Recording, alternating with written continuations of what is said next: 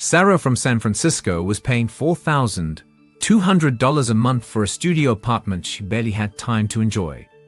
Today, she's sipping coconut water in a beachfront cafe in Goa, paying $600 for a two-bedroom apartment with a sea view. And she's never been happier with her bank account. She's part of a quiet revolution happening right now. Thousands of remote workers are discovering that India isn't just a travel destination anymore. It's becoming the world's most strategic base for digital nomads who want to live like kings while building their careers. But before we dive in, if you're new here, hit the subscribe button and leave a comment. I subscribe. And I'll personally welcome you into the family. With that said, let's get started. But here's what most people don't know. This isn't just about saving money. And if you get the legal stuff wrong, you could end up banned from the country for years. Let me show you the 10 Indian cities where smart remote workers are setting up shop, and why the #1 spot will probably shock you. But first, Jake's story could save you from a disaster that ruins everything. Jake was a 28-year-old software developer from Austin, Texas. Brilliant guy, but he was drowning. $3,200 a month for a one-bedroom apartment, $15 for a basic lunch, $8 for a coffee. His six-figure salary felt like minimum wage. Then he heard about Bangalore, did the math, got excited, booked a flight, and almost got deported on day 15. Here's what Jake didn't know. Remote work is not permitted on a touristy visa. But digital nomads can legally work remotely using a business visa. He was working on the wrong visa, and when authorities checked his laptop at a cafe, they found client contracts and payment receipts. Fortunately, Jake had a good lawyer. But here's the thing. Once you get the legal framework right, India becomes the most powerful lifestyle arbitrage opportunity on the planet. And these 10 cities are where it's happening. Number 10. Pune. Pune feels like India's best-kept secret. It's got the perfect weather. Not too hot, not too cold. And when tech professionals from Mumbai want to escape the chaos, this is where they come. Meet Lisa, a UX designer from Portland. She moved to Pune's Corrigan Park area last year. The internet is faster than what I had in Oregon, she told me. And I'm paying $450 a month for a place that would cost me $2,800 back home. But here's the kicker. Pune has over 200 companies. You're not just saving money, you're plugging into one of Asia's biggest tech ecosystems. The challenge? Finding housing without a local contact can be tricky. But there's a thriving expat community that helps newcomers navigate the system. Number 9. Chennai is where you go when you want the real India experience, but still need world-class infrastructure. It's India's Detroit, massive auto industry, but also a growing tech scene. David, a freelance marketing consultant from Denver, chose Chennai for one reason: total cultural immersion. In Bangalore, everyone speaks English. In Chennai, I had to learn Tamil. It's been the most rewarding challenge of my life. His monthly expenses, $520. That includes a two-bedroom apartment, a part-time housekeeper, and eating out every single night. The internet infrastructure rivals any Western city, and the airport connects you to Southeast Asia in under 4 hours. But here's what surprised David most: the food scene. Chennai has restaurants that have been perfecting the same recipes for over a century. You're not just saving money. You're getting cuisine you literally cannot find anywhere else in the world. Number 8. Delhi. Delhi is intense. It's India's political capital. It's chaotic. The air quality can be challenging. But if you can handle it, the opportunities are unlimited. This is where policy gets made, where billion-dollar deals happen over street food, where you can have lunch with a government minister and dinner with a Bollywood producer. Rachel, a political journalist from Washington, D.C., moved to Delhi's Greater Kailash area. Her beat was international affairs, but in D.C., she was competing with thousands of other journalists. In Delhi, she became the only American reporter covering South Asian politics from ground zero. My articles started getting picked up by major US outlets within 3 months, she said. I was providing perspective they couldn't get anywhere else. Her monthly costs in Delhi, $780. The same lifestyle in DC was costing her $4,200. But Delhi isn't for everyone. The weather extremes are real. Summers hit 115 degrees Fahrenheit. Winters can drop to near freezing. You need a strong constitution and a good air purifier. Number 7. Kochi. Kochi is Kerala's answer to digital nomadism. If you want tropical vibes without the chaos of Goa, this is your spot. Kerala has the highest literacy rate in India. English is widely spoken, and the culture is inherently more international. They've been trading with Europeans for over 500 years. Tom, a software architect from Seattle, picked Kochi for the work-life balance. I can finish my work calls with Silicon Valley by 2 p.m., then spend the afternoon exploring backwaters or learning traditional martial arts. His setup cost him $420 a month. Internet speeds average 100 plus maps, and he's a 45-minute drive from some of the most beautiful beaches in Asia. The food is incredible. Kerala has its own unique cuisine that's completely different from North Indian food. And because it's a coastal state, the seafood is world-class. But here's the secret weapon: Kerala's Ayurvedic wellness industry. Tom spends $30 a week on traditional massages and treatments that would cost $300 in the US. Number 6. Hyderabad.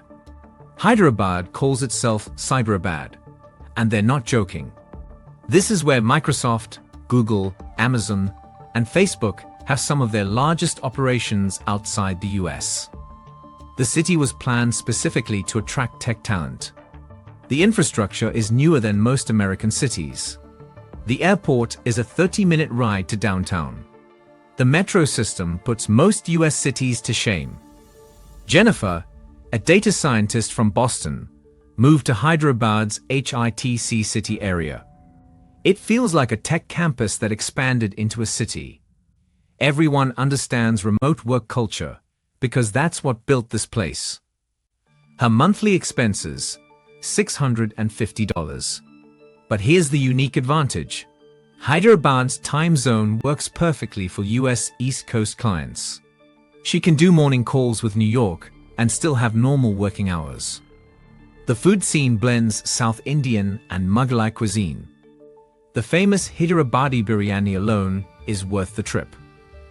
And unlike other tech cities, Hyderabad hasn't become overcrowded yet. You get all the advantages of a major tech hub without the traffic nightmares of Bangalore or Mumbai. Number 5. Ahmedabad. Ahmedabad surprises everyone. It's in Gujarat, Prime Minister Modi's home state, and it's the most business-friendly environment in India. This is where entrepreneurs come to scale. The bureaucracy is streamlined, the infrastructure is solid, and the cost of living is absurdly low even by Indian standards. Mark, who runs an e-commerce business from Chicago, moved to Ahmedabad to be closer to his manufacturing partners. I cut my business costs by 60% and my personal expenses by 75%. But the real game changer was the business ecosystem. His monthly personal expenses, $380. His business overhead dropped from $15,000 a month to $6,000. Ahmedabad is also incredibly safe. Gujarat has some of the lowest crime rates in India. The culture is more conservative, which some nomads love for the stability and others find limiting. But if you're building a business that involves manufacturing, import-export, or supply chain management, Ahmedabad gives you access to networks that would take years to build from the US. Number 4. Mumbai. Mumbai is India's New York City. It's expensive by Indian standards, but it's still a fraction of what you'd pay in Manhattan.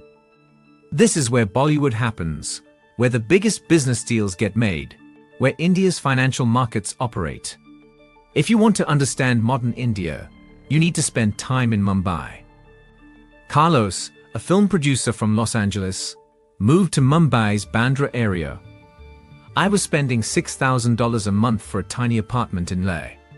In Mumbai, I'm paying $1,200 for a place with a view of the Arabian Sea, and I'm plugged into the world's largest film industry. Mumbai's energy is addictive. The city never sleeps. The networking opportunities are incredible. And if you work in media, entertainment, or finance, this is where you need to be. But Mumbai tests you. The monsoons are intense. The traffic can be brutal. The pace of life is relentless. You either love it or it breaks you. The upside? If you can make it in Mumbai, you can make it anywhere. Number 3. Go has become a top choice for digital nomads and remote workers thanks to its low cost of living, modern co-working spaces, and strong internet. But here's what most people don't know. Goa is working on becoming the first state to invite digital nomads with special visa programs. Emma, a content creator from Miami, has been in Goa for 2 years. It's like California in the 1960s. Creative energy, beach culture, but with modern internet and a fraction of the cost. Her monthly costs $580. But she's earning more than she ever did in Miami because her content has a unique perspective that her audience craves. Go has incredible co-working spaces, a thriving startup scene, and because it used to be a Portuguese colony, the culture is more international than the rest of India. The challenge? Local Goans complain that prices have risen steeply because of the influx of remote workers. There's a real conversation happening about sustainable tourism and responsible nomadism. If you choose Go, you need to be conscious about your impact on the local community. Number 2. Bangalore. Bangalore is India's Silicon Valley, and it's earned that title. This is where global tech companies have their largest operations outside their home countries. The weather is perfect year-round. They call it India's air-conditioned city. The English proficiency is the highest in the country. The startup ecosystem rivals anywhere in the world. Kevin, a blockchain developer from San Francisco, moved to Bangalore's Indiranagar area. I was paying $4,500 a month for a studio in SF. Here, I'm paying $700 for a 3-bedroom apartment with a rooftop garden. But here's the real advantage: talent density. Bangalore has the highest concentration of engineers per capita in Asia. If you're building a tech company, the hiring opportunities are incredible. The challenges are real though. Traffic can be nightmare level. Infrastructure is struggling to keep up with growth. Power cuts still happen. But if you can navigate those issues, Bangalore offers something unique. A global standard of living at local prices, surrounded by some of the smartest people in the tech industry. So what's number 1? Number 1, the surprise winner. It's not a city at all. It's a mindset shift. The Americans who are most successful in India aren't the ones who picked the perfect city. They're the ones who realize this isn't just about geographical arbitrage. They're building lives, not just saving money. They're learning languages, forming local relationships, contributing to communities. They're becoming bridges between two of the world's most important economies. Sarah from our opening story, she's still in Goa, but now she's running a consulting company that helps US startups navigate Indian markets. She's making more money than she ever did in San Francisco, living at a fraction of the cost, and having the adventure of a lifetime. But here's the thing most people get wrong about moving to India. It's not about finding a cheaper version of your Western life. It's about discovering a completely different way of living that might be better in ways you never expected. The question isn't which city is perfect for you. The question is, are you ready to discover what your life could look like when you stop accepting limitations as permanent? So here's what I need to know. Which of these 10 cities caught your attention? And more importantly, What's the one thing that's been holding you back from taking that leap into location independence? Drop your biggest concern or your dream destination in the comments below. I read every single one, and your story might just inspire the next video in this series. Because here's the truth, the world is changing faster than ever. Remote work isn't a trend anymore, it's the future. And the people who figure this out first are going to have advantages that compound for decades. The only question is, will you be one of them?